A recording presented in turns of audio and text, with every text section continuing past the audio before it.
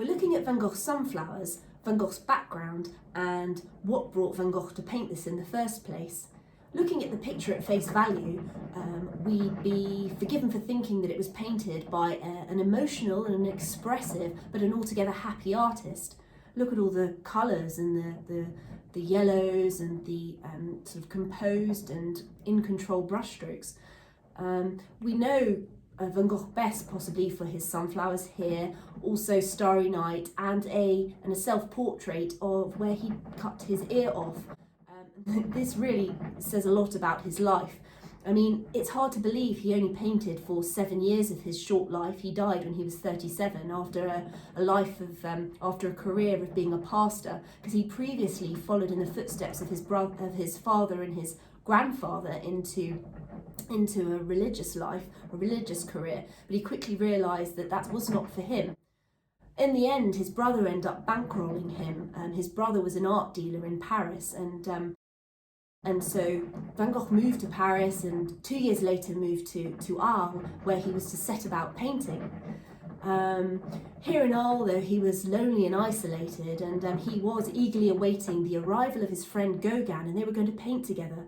And actually, Van Gogh also was really excited about this new idea. He was going to set up an art group, an art community down in Arles, and they were going to paint together.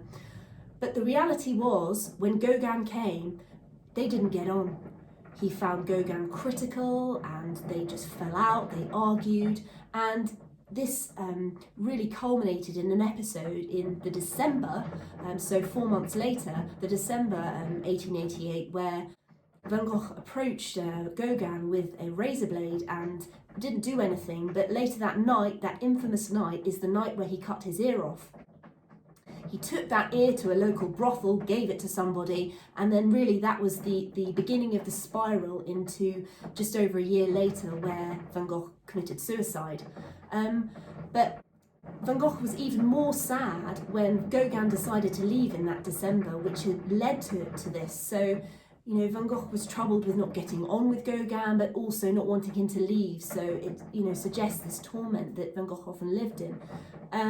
You know, the tragedy is that Van Gogh died having never sold a piece, and really realising that his brother had just collected and stored all of his artworks in a room in Paris, rather than actually selling them as you would expect an art dealer to do. In the next video, we're going to look at the sunflowers and what that meant to Van Gogh and what that meant to Dutch tradition. If you like this video, please subscribe to our page and please share and spread the word. Thank you.